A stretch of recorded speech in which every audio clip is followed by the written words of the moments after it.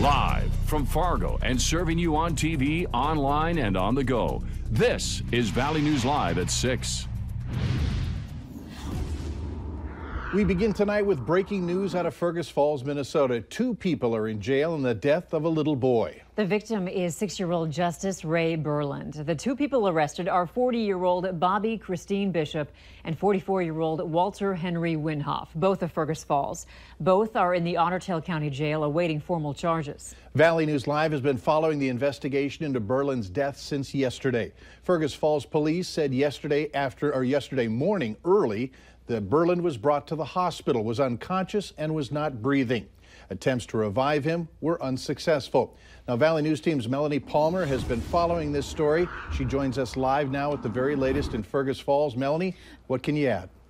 Mike, Andrea, we're still trying to find out more about what has happened in this suspicious child death case here in Fergus Falls. And right now, we're standing right outside of the home where it all started on the 300 block of Freiburg Avenue. And since this morning, we've had a number of people contacting us with some insight into what could have happened. They were all lined up right there, and they were going through bags out in the front yard over there of stuff. They were bringing stuff out of the house and going through it. During the early morning hours on Monday, neighbors watched as police flooded the 300 block of Freiburg Avenue in Fergus Falls.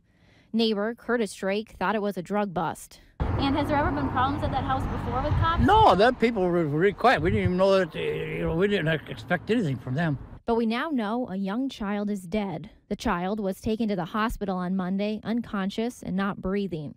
Medical professionals were unable to revive him. Someone who says they are a family member has told us that one person is in jail. Law enforcement has been unwilling to give up more information on the case. When we asked the police department about the person in custody, they referred us to the jail, and the jail referred us to the police. Multiple people who say they are connected to the child and the person who may be in custody have reached out to us about this case. They say the situation may have started in Washington State, with the adults and kids only having recently moved to the Fergus Falls area. These same people have told us that 2 adults living in this home were not the legal guardians. We went to the Department of Human Services to get more information on past reports concerning the children in the home, and they are currently processing our request. And once again, authorities have just confirmed that Bobby Bishop and Walter Winhoff are now in custody. We did try to speak with the landlord earlier today here at this home, and he told us that he wasn't even aware any kids lived here. Mike, Andrea? All right, thanks, Melanie. Live from Fergus Falls. Be sure to tune in to Valley News Live at 9 on Fargo CW, and Valley News Live at 10 will have more on this breaking news story. Today's sunshiny sky was just what the doctor ordered for those with the seemingly never-ending winter blues. That and warmer temps help to get rid of some of the snow. Hutch, what about tonight's weather planner? Well, for some of us, it looks very quiet. Others will see some changes. But first and foremost, take a look at the temperature differences across our region. Mid-30s in northern Minnesota to mid-60s in central South Dakota. We have some showers of snow across central Minnesota. Those are shifting eastward. Clearing skies in the overnight hours will allow temperatures to slip into those chilly 20s as we go through the overnight hours. By morning, we'll see a chance of increased clouds. And out to the west, the development of some areas of freezing rain Wednesday morning. If your travels take you westbound first thing tomorrow, make sure you're checking the road reports on valleynewslive.com. We'll see this system move into our area late Wednesday. I'll have hour-by-hour details in a moment. All right, thanks, Hutch. You bet. And make sure you have the Valley News Live Storm Team weather app so that you can keep up with the weather anytime, anywhere.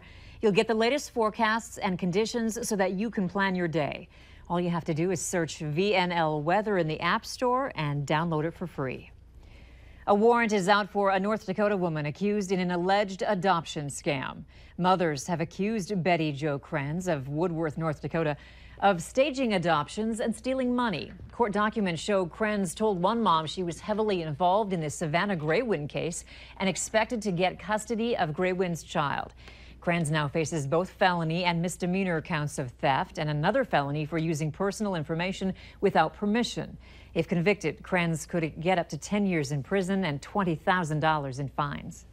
Police want you to know about a high-risk sex offender who's on the move. 52-year-old Donald Lee moved to 2002 Dyke Avenue in Grand Forks.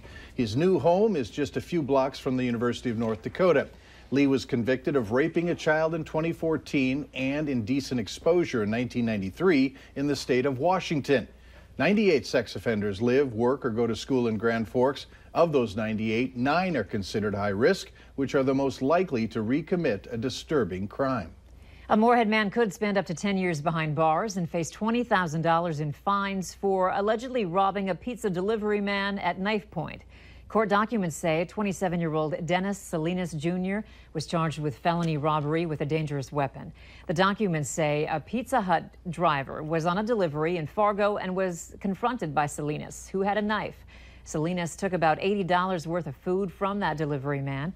Surveillance video helped lead police to his arrest. He's being held at the Cass County Jail. In Bemidji, the police department needs your help in tracking down 2 people. Take a look at the photos on your screen. Officers say that they are people of interest in an ongoing investigation. If you know who they are, call the phone number that's also on your screen, 218-333-8373, and reference photo 286.